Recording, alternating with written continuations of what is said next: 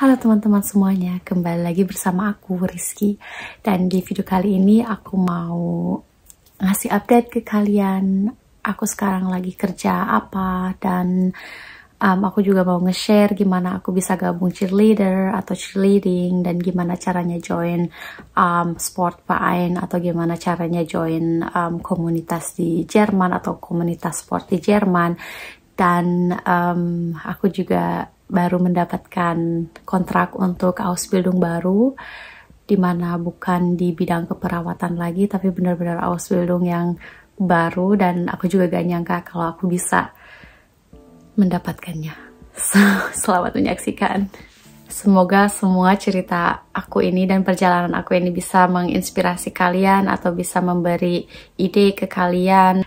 Jadi di bulan Desember tahun 2023 atau Desember tahun kemarin, aku mikir kayak oke, aku benar-benar selesai sama keperawatan, karena benar-benar keperawatan itu bukan bidang aku. Pokoknya keperawatan itu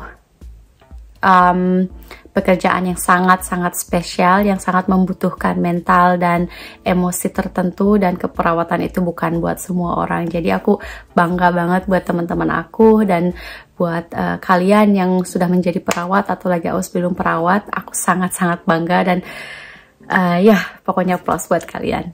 Jadi aku mencari pekerjaan yang lebih, well, I would say relax, atau yang enggak körperlich atau enggak physically capek dan enggak emotionally capek gitu, dan enggak bikin stres juga. Jadi aku memutuskan untuk menjadi Alltagsbegleiterin atau menjadi asistennya seseorang di rumah. Aku tahu pekerjaan ini ketika aku punya Einsatz atau ketika aku ditempatkan di ambulante Pflege. Jadi di ambulante Pflege kita punya pasien-pasien yang körperlich atau yang nggak bisa jalan contohnya, dan atau nggak bisa gerak. Jadi dari sana mereka perlu asisten. Dan ya, aku pikir mungkin sebagai asisten seseorang atau kayak ngerawat satu orang gitu dalam sehari, mungkin itu buat aku. Dan ya, akhirnya aku memutuskan untuk cari stelle atau aku cari lowongan pekerjaan di eBay Kleinanzeigen. Aku tulis Alltagsbegleiterin atau Betreuerin atau Alltagsassistentin, kayak begitu. Dan akhirnya aku menemukan agentur ini, agentur dimana aku kerja, dan gajinya juga sangat menjanjikan. Jadi aku pikir kayak oke, aku mulai dari bulan Desember aku ganti pekerjaan. Jadi pekerjaan aku itu sekarang aku stay sama, well, waktu itu aku stay sama satu keluarga, dan aku kerja 12 jam dari jam 8 pagi sampai jam 8 malam.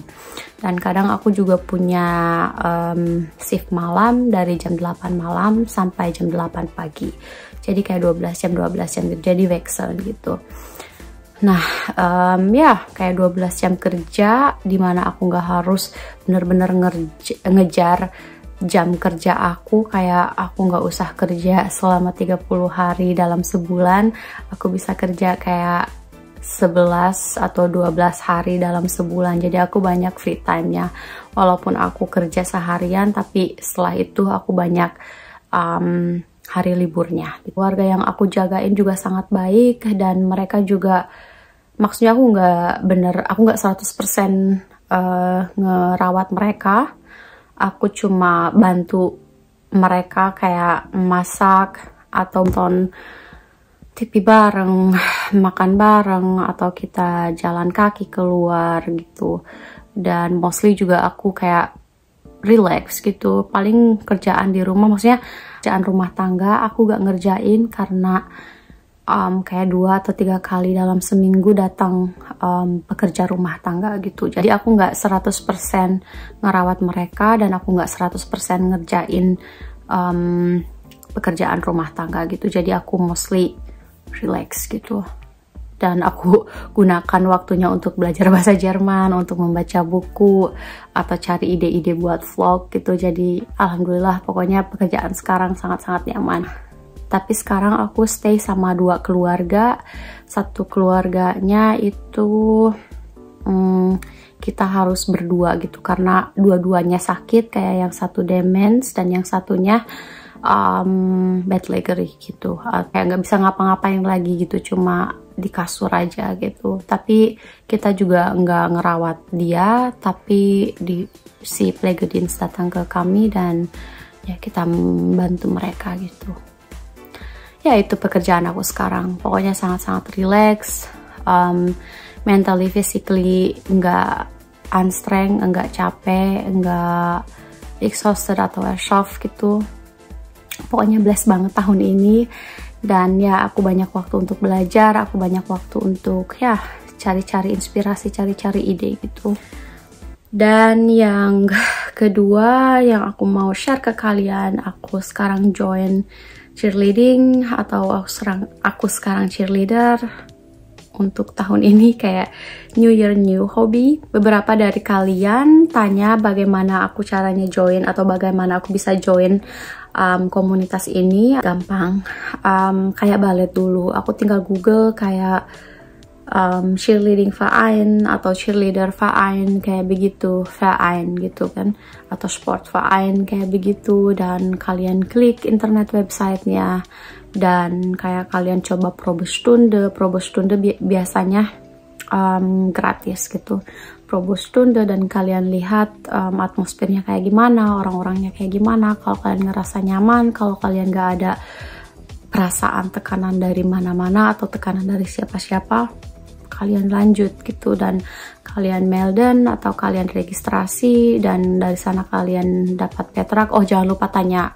biaya, karena biaya per bulan kalian juga harus hitung-hitung apakah itu doable atau apakah kalian mampu membayarnya per bulan atau enggak. Dan di sana juga mereka punya Aufnahmegebühr atau well I would say biaya admin kayak begitu. Dan ya kalau udah terdaftar kalian bayar ke mereka per bulan, dan latihan bisa 1-3 kali seminggu. Dan kadang kita juga punya pentas di handball atau pentas di supermarket atau apa gitu, yang mungkin yang kalian follow aku di Instagram kalian lihat. Dan kita juga ikutan lomba-lomba cheerleading. Contohnya tahun ini kita ikutan lomba cheerleading 3-4 lomba dalam tahun ini gitu, dan mungkin lebih karena kadang spontan kita dapat panggilan atau kita harus ikutan lomba di sana di sini gitu. So excited banget pokoknya. Dan balet aku nggak keluar, aku hampir mau keluar dari balet atau dari balet Schule ini, tapi kayak guru aku kayak, Rizky Nain katanya, kamu nggak boleh keluar katanya. Kenapa? Katanya masalahnya masalah apa? Kamu masalahnya masalah uang katanya gitu. Terus aku bilang ya nggak cuma uang, tapi juga masalah waktu gitu. Dan dari sana dia kayak oke, gimana kalau kamu bayar setengahnya, bahkan nggak setengahnya, aku pokoknya bayar murah banget gitu. Dan kata dia, dan aku bisa datang semau aku, sesering aku, tapi kamu bayar segini gitu. Terus aku kayak ya udah, kata aku juga gak mau 100% berhenti dari balet kan. Dan yang terakhir yang mau aku sharing, ini sangat-sangat exciting. Ini aku nggak percaya karena banyak banget orang-orang, teman-teman, kolega-kolega yang bilang ke aku, ini susah, ini susah. Serius kamu mau? Beneran kamu mau? Susah loh. Mau daftarnya juga susah, mau masuknya juga susah. But I made it. Jadi aku dapat kontrak untuk Ausbildung sebagai Rechtsanwalt-Fachangestellte atau sebagai asistennya hukum. My dream comes true. Jadi setelah aku kundigung dari Ausbildung, atau setelah aku resign dari Ausbildung sebagai perawat, aku pengen banget kerja di bagian hukum, karena ketika sekolah perawat atau Ausbildung perawat kita ada Unterricht Rechtsgrundlage kan, atau kita ada Unterricht hukum gitu, hukum dasar di Jerman, dan itu sangat-sangat menarik dan menantang, dan kayak bener-bener main game, dan kayak kita cuma harus mikir logis gitu. Ini nggak kayak matematika, atau ini nggak kayak science atau IPA di mana kalian harus bener-bener exact melungan itu kayak bagaimana, dan pokoknya ini beda gitu, dan kayak aku mikir kayak ini bener-bener buat aku gitu. Dan dari sana aku kepikiran aku pengen kuliah hukum gitu, dan aku pengen, pokoknya bukan berarti aku pengen jadi pengacara, tapi kayaknya di bidang hukum menarik gitu, dan ini juga kehidupan sehari-hari. Dan ya aku pikir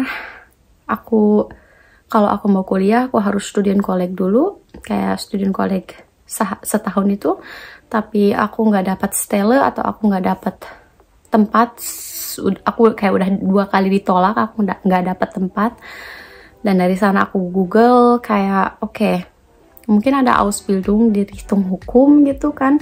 Dan aku Google dan akhirnya aku menemukan Ausbildung ini kayak Rechtsanwalt Fachangestellte, dan pekerjaannya itu kita mostly kayak nulis apa yang si pengacara bilang. Jadi contohnya kalau si pengacara pengen ngasih surat ke siapa, atau pengen ngasih surat ke Amtsgericht, pengen ngasih surat ke mandan, pengen ngasih surat ke mana gitu, mereka nggak ada waktu buat nulis semua surat dan masukin ke amplop dan mengirimnya.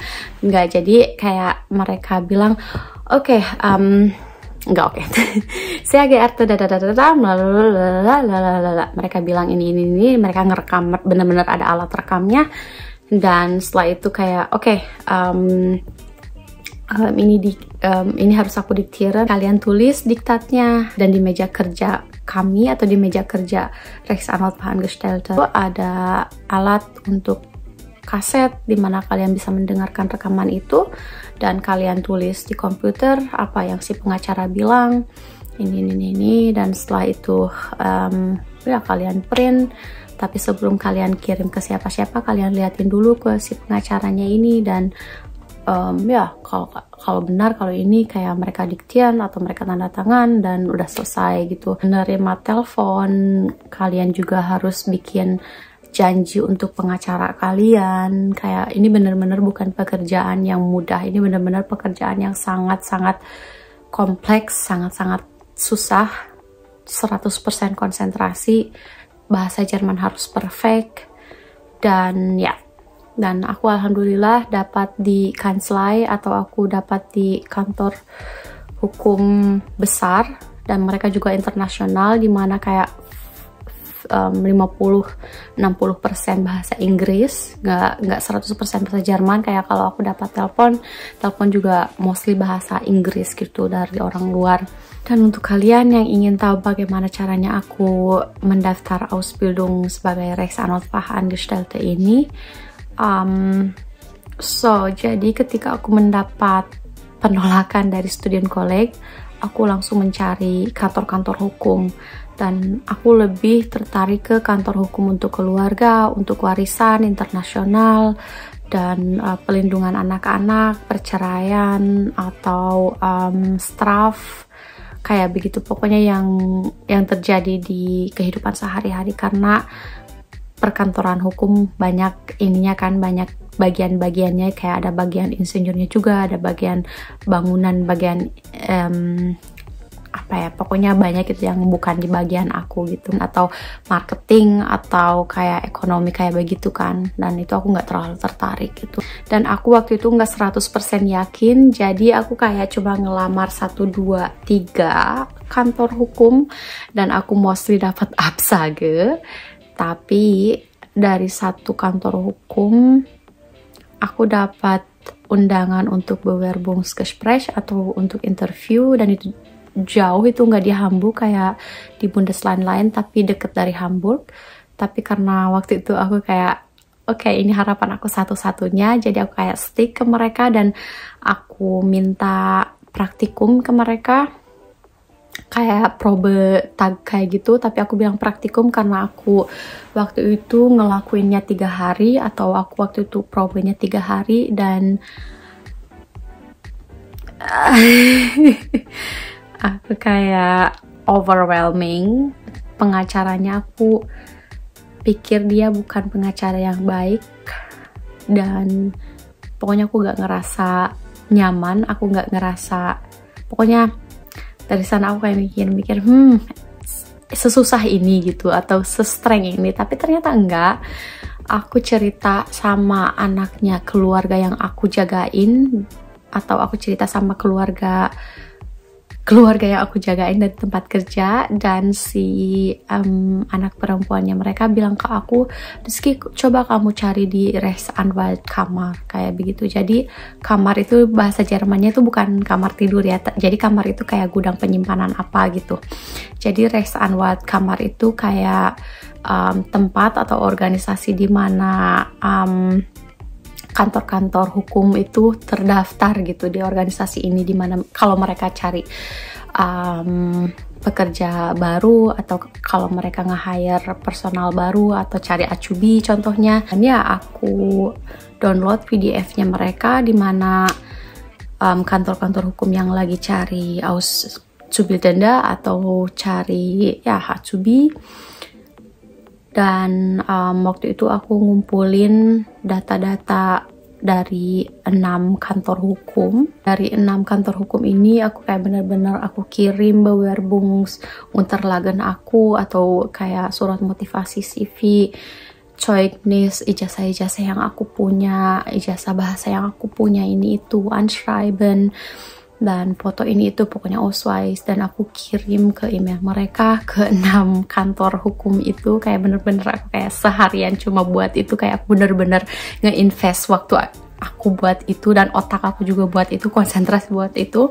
Aku kirim ke mereka, dan setelah itu aku telepon satu persatu, aku bilang, hey, aku udah melamar ke kalian, coba kalian lihat apakah email aku datang atau kalian perlu sesuatu ini itu, dan tolong bilang ke aku kalau kalian perlu surat-surat apa gitu, dan aku bakalan bahagia kalau kalian ngundang aku untuk interview gitu. Aku bener-bener kayak blunt gitu ke mereka, kayak belak-belakan ke mereka.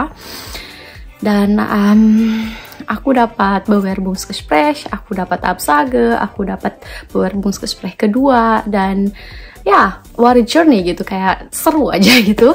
Dan ya kuncinya bahasa Jerman, karena bahasa Jerman aku juga membaik, dan aku bisa ngobrol kayak tenang, dan aku bisa mikir juga tenang, dan ya. Dan di Bewerbungsgespräch pertama aku ngerasa sangat-sangat terbuka, dimana aku dapat kontrak sekarang. Terbuka ini itu, dan ya poin sangat menarik, tapi aku juga deg-degan kalau mereka nggak menerima aku gitu, karena mereka juga talik ulur.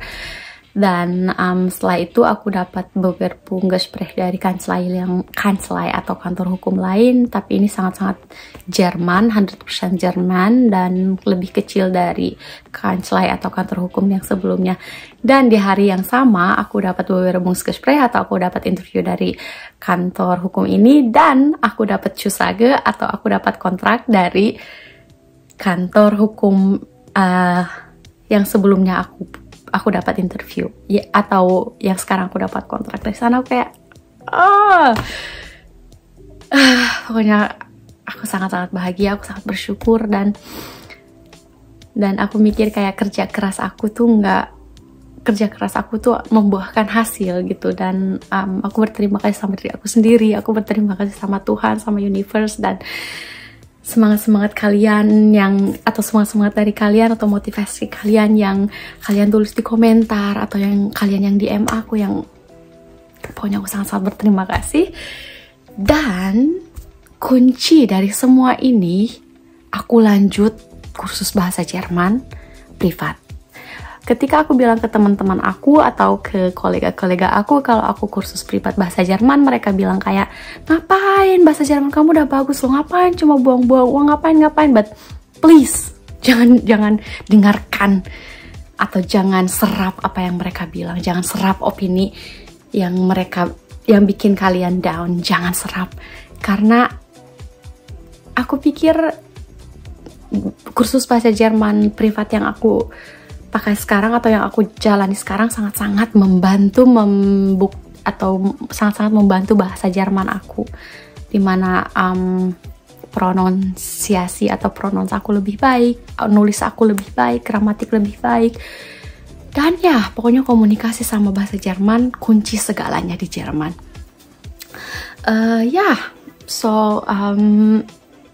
Sekarang aku mau lanjut bahasa Jerman atau kursus bahasa Jerman. Mungkin aku sekarang mau coba untuk belajarnya sendiri, karena kursus bahasa Jerman privat itu sangat mahal. Dan itu sih bagaimana caranya aku daftar ke Ausbildung Richtung lain atau Bereich lain. Dan selama di Bewerbungsgespräch aku juga bilang ke mereka kalau aku sudah melakukan praktikum atau 3 hari praktikum ini, dan kurang lebih aku tahu gimana pekerjaannya Rechtsanwalt-Fachangestellte dan gimana bla bla bla. Dan aku juga lihat banyak video dari YouTube Rechtsanwalt-Fachangestellte itu apa, pekerjaannya apa aja, dan prosesnya gimana, Ausbildungnya kayak gimana, sesusah apa yang kita perlukan, apa yang harus kita persiapkan, ini itu. So, jadi kayak tips dari aku untuk kalian yang kayak ada keinginan untuk kuliah ini, atau pengen kerja ini, atau pergi ke sana, atau pengen ngelakuin ini itu, go for it. Jadi kayak bener-bener kalian invest diri kalian 100% untuk hal ini. Jangan, keraguan selalu ada, tapi kayak give your all, kayak bener-bener kasih semuanya gitu untuk hal ini. Dan jangan mendengarkan orang-orang yang bikin kalian down. Kalau kalian percaya kalian bisa, ya kalian bisa gitu. Mungkin kalau mereka kasih lecture atau kasih opini ini itu kalian belajar dari opini itu, jangan bikin down itu. Kalian ambil aja hikmahnya, atau kalian ambil itu sebagai mungkin aku harus memperbaiki ini gitu, aku harus bekerja di bagian ini gitu. So ya, percaya sama diri kalian sendiri. Jangan lupa untuk percaya diri juga sangat-sangat penting ya. Aku gak mau berhenti bicara soal ini. Aku gak percaya. Tapi di sisi lain juga, ini juga di sisi lain aku juga kayak ini awal perjalanan untuk, bukan struggle, kayak ini awal perjalanan aku untuk berjuang lagi gitu. Berjuang lagi Ausbildung dari 1 sampai selesai gitu. Oh by the way, aku mulai Ausbildung bulan Agustus tahun 2024 atau Agustus tahun ini. So, semoga ini bisa jadi inspirasi untuk kalian, dan semoga kalian bisa belajar dari apa yang aku lakukan, atau aku nggak tahu, semoga ini bisa membantu kalian pokoknya. Dan aku seneng kalau aku dapat feedback dari kalian, kritik dan saran dari kalian. Aku juga pengen banget lebih berkoneksi sama kalian, dan kita bertukar-tukar pikiran, atau kita saling memotivasi, saling membantu. Dan ya, dan ingat kalian gak sendiri, dan semoga kalian sehat-sehat aja, physically, mentally, dan sampai jumpa di video berikutnya. Dah.